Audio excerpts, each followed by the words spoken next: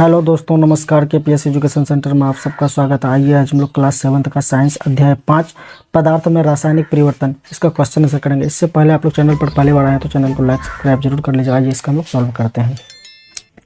देखिए क्या कह रहा है, निम्नलिखित कथनों में रिक्त स्थान को भरिए।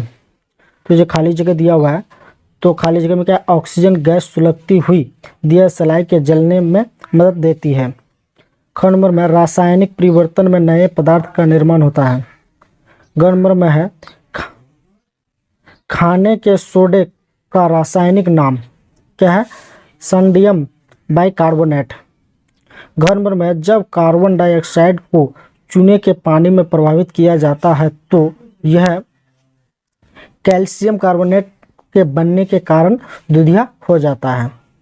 अब आइए दो नंबर में हम लोग कॉपी में लिख के रखे हैं, उसको देखते हैं। 2 नंबर। अब आइए क्वेश्चन नंबर 2 में निम्नलिखित प्रक्रिया के अंतर्गत होने वाली परिवर्तन को भौतिक अथवा रासायनिक परिवर्तन के रूप में वर्गीकृत कीजिए। तो चाक को चाक चूर्ण में बदलना, तो कौन सा है, भौतिकी है या रासायनिक परिवर्तन? तो ये क्या है, भौतिकी परिवर्तन है। अब ख नंबर का मोम को पिघलना, क्या है, ये भी भौतिकी परिवर्तन है। भोजन का पाचन, ये भी क्या है, रासायनिक परिवर्तन है। अब आइए घ नंबर में। घ नंबर का प्रकाश संश्लेषण, क्या है, ये रासायनिक परिवर्तन है। चौ में कह रहा है एल्युमिनियम के टुकड़े को पीटकर उसका पत्थर फाइल बनाना, ये भी क्या है, भौतिकी परिवर्तन है। अब आइए 6 नंबर में। 6 नंबर में कह रहा है जल में शक्कर को घोलना, क्या है, भौतिकी परिवर्तन है। अब आइए इसका ज नंबर। तो देखिए ज नंबर में क्या कह रहा है, कोयले को जलाना, तो ये भी क्या है, रासायनिक परिवर्तन है। अब कह रहा है रवाकरण द्वारा शुद्ध पदार्थ प्राप्त करना, ये भी क्या है, भौतिकी परिवर्तन है। अब आइए यहाँ पर हम लोग क्वेश्चन नंबर 3 पर चलते हैं। क्वेश्चन नंबर 3 में क्या कह रहा है, निम्न बताइए कि निम्न कथन सत्य है अथवा असत्य। यदि कथन सत्य हो तो उसे सही करके लिखिए। तो देखिए हम लोग यहाँ लिखें, लकड़ी के लट्ठे को टुकड़ों में काटना एवं रासायनिक परिवर्तन है, तो ये भी असत्य है। ठीक है। कड़ा पत्तियों से खाद का बनना एक भौतिक परिवर्तन है, नहीं, ये क्या है, रासायनिक परिवर्तन, तो ये भी क्या है, असत्य है। अब काड़ा जस्ते लेपित लोहे को पाइपों में आसानी से जंग नहीं लगती है, तो ये क्या है, भी सत्य है। अब कड़ा मैग्नीशियम के फीते को मोमबत्ती की लौ के पास ले जाने पर यह चमकदार श्वेत प्रकाश के साथ जलने लगती है, तो ये भी क्या है, सत्य है। अब आइए 4 नंबर में। 4 नंबर में कह रहा है मैग्नीशियम ऑक्साइड के जलीय विलयन अम्लीय होता है, ये भी क्या है, असत्य है। अब कह रहा है क्या होता है जब क ख ग घ दिया है, तो क्या होता है, इसको हम लोग यहाँ पर लिख के रखें, ये इसको हम लोग सॉल्व करते हैं। तो कह रहा है सिरका में इनो गैस की दवा डालते हैं तो क्या होता है, तो इसका आंसर है इस सिरका में जब इनो डालते हैं तो कार्बन डाइऑक्साइड और अन्य पदार्थ प्राप्त होते हैं। अब आइए उसी का ख नंबर। ख नंबर कह रहा है नीला थोथा के विलयन में ब्लेड डालते हैं, तो नीला थोथा के विलयन में जब ब्लेड डालते हैं तब नीला थोथा कॉपर सल्फेट और ब्लेड के बीच अभिक्रिया होता है और विलयन का रंग नए पदार्थों बनने के कारण आयरन सल्फेट और कॉपर भूरा निरपेक्ष विलयन के रंग में परिवर्तन हो जाता है। अब आइए ग नंबर। ग नंबर में कह रहा है लोहे के तावा को नमी युक्त वायु में रखते हैं, तो लोहे के तावा को नमी युक्त वायु में रखते हैं तो लोहा वायु में उपस्थित ऑक्सीजन और नमी पानी युक्त वायु के साथ प्रायिकता करता है और तावा पर जंग लग जाती है।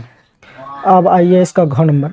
घ नंबर में कह रहा है पोटेशियम परमैंगनेट को गर्म करते हैं, तो इसका आंसर है पोटेशियम परमैंगनेट को गर्म करते हैं तो ऑक्सीजन गैस और अन्य पदार्थ बनते हैं। अब आइए नेक्स्ट क्वेश्चन।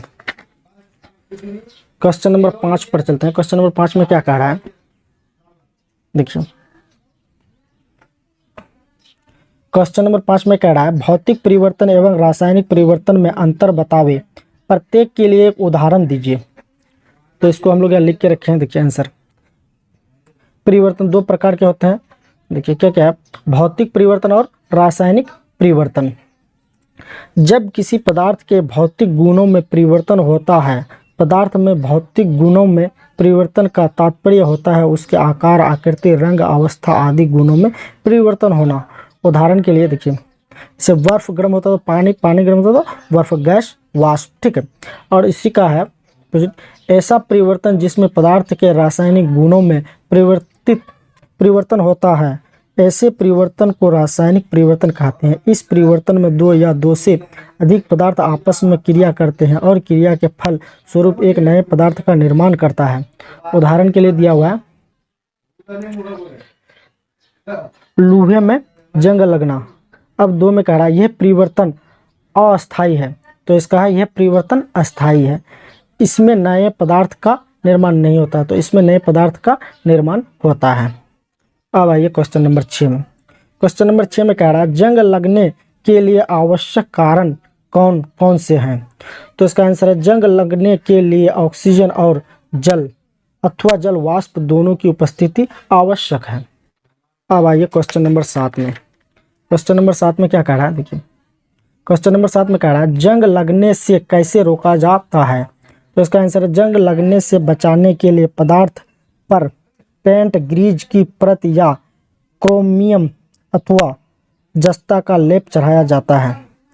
अब आइए क्वेश्चन नंबर 8 में। क्वेश्चन नंबर 8 में कह रहा है कार्बन डाइऑक्साइड गैस उत्पन्न होता है, किसी 3 विधियों का वर्णन करें तथा इसके गुणों को बताएं। तो इसका आंसर लिख के रखे हैं यहाँ पर, देखिए इसका आंसर है कार्बन डाइऑक्साइड जीव जंतु के श्वसन प्रक्रिया के फल स्वरूप उत्पन्न होता है जब हम सांस छोड़ते हैं। तो इसका 3 हम करके रखें। देखिए जब नंबर 1 में जब चारकोल को ऑक्सीजन की उपस्थिति में जलाते हैं तो कार्बन डाइऑक्साइड बनता है। 2 में कैल्शियम कार्बोनेट को गर्म करने पर कार्बन डाइऑक्साइड बनता है। 3 में खाने वाले सोडा को नींबू के रस के साथ अभिक्रिया कराई जाती है तो कार्बन डाइऑक्साइड गैस बनता है।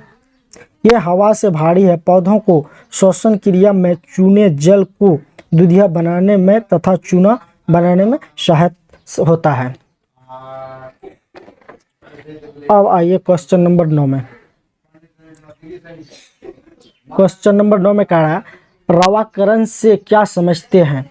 कॉपर सल्फेट का रवा कैसे प्राप्त किया जाता है? तो इसका आंसर है किसी विलयन से पदार्थ के शुद्ध और बड़ी आकार के रवा प्राप्त करने की विधि को रवा कहते हैं। जैसे समुद्र के जल का वाष्प के फल स्वरूप नमक का रवा प्राप्त होता है। एक बीकर में जल लेते हैं, उसमें 1-2 बूंद तनु सल्फ्यूरिक अम्ल डालते हैं और फिर गर्म करते हैं। जब जल उबलना शुरू हो जाए तो उसमें कॉपर सल्फेट के चूर्ण डालते हैं और चलाते हैं जब तक कॉपर सल्फेट घुले।